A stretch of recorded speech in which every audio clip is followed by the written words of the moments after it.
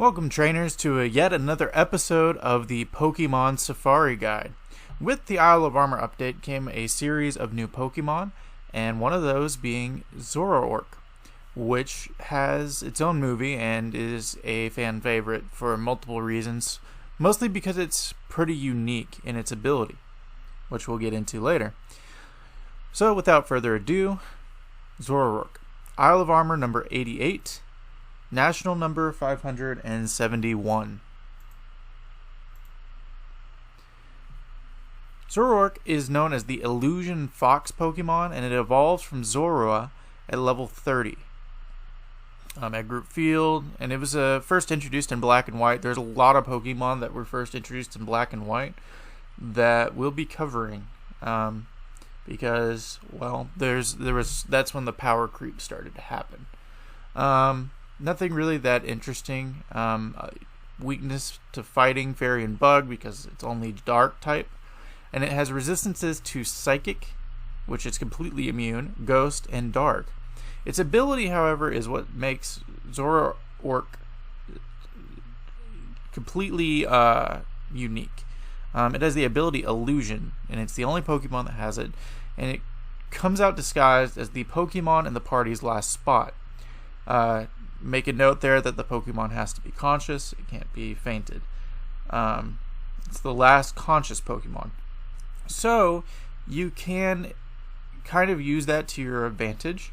If you have, say, a psychic type weakness, such as Machamp on your team, then you could put Machamp in your last spot. You can send out Zoroark and basically take an immune psychic attack because they think that it's a Machamp, but it's actually this Pokemon pretending to be a Machamp. So that's useful, and it really helps out. Sometimes it's kind of a gimmick, but you know I like gimmicks, so that's kind of fun.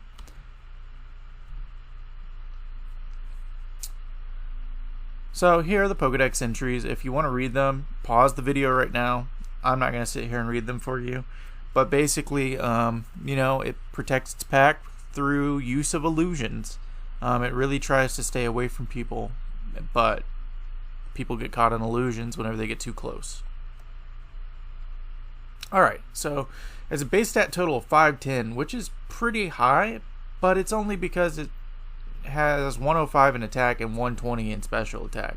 So depending on what build you use, you're wasting a lot of base stat total there, because it's not smart to run both special attack and attack. You can run a mixed attacker, but I wouldn't. So without further ado, the Loki build on the right. I called this one that because of the nasty plot and the illusionist. But basically, you use nasty plot and then you just hope that you outspeed everything. This is going to be the stronger in terms of damage output of the two builds, especially with Sludge Bomb being able to counter fairies. However, the fact that there's no priority move kind of puts a damper on it because his speed tier is good, but it gets outsped by a lot of dragon types and a lot of electric types, but it's not fast enough for my liking. So there are alternative items you can use, like Choice Scarf, but then you won't be able to run Nasty Plot. Same with Choice Specs for more damage, but no Nasty Plot. You can run a Life Orb, but I mean that'll make you stronger, but it increases the chance of getting one hit whenever you are using Nasty Plot. Alternative moves, he doesn't have a very good move pool for special attack. Burning Jealousy, Extrasensory, Hex, Focus Blast, Shadow Ball, and Snarl. So not a great move pool, which I'm not a fan of. He doesn't have a very good move pool in general, and that's, I think, the biggest drawback to this Pokemon. On the left, we have the opposite of the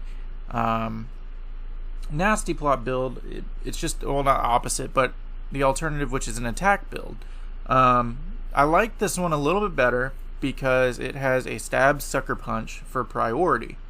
So you could run Adamant here rather than Jolly.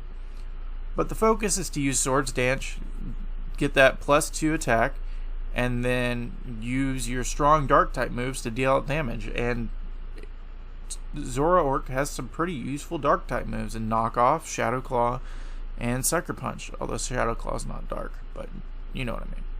Knockoff and Sucker Punch. And Knockoff, 1.5 times damage if they have an item, and Sucker Punch gets that priority, so you can kill Pokemon that outspeed you, like Dragapult is the biggest threat that I can think of. Alternative items: Life Orb, Choice Band, Choice Scarf. If you run the choices, again, can't run Sword Stance.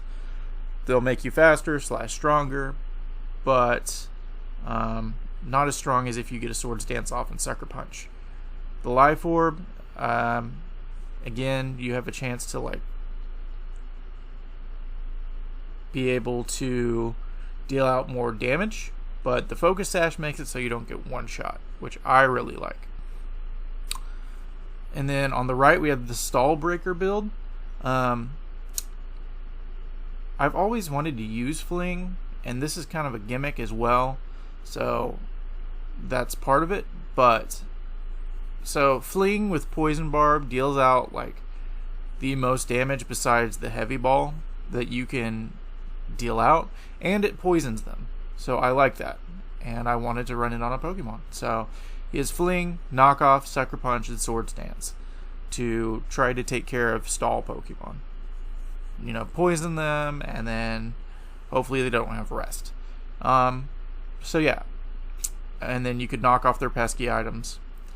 Alternative moves: Aerial Ace, Low Kick, Low Sweep, Skitter Smack, Throat Chop, and U-Turn. So you see on these physical Pokemon that they still don't have a very wide move pool, and that's really the disadvantage of Zoroark. Finally, this has been a product of Couch Pilot Games. Follow us on Twitter at Couch Pilot Games, same as Instagram.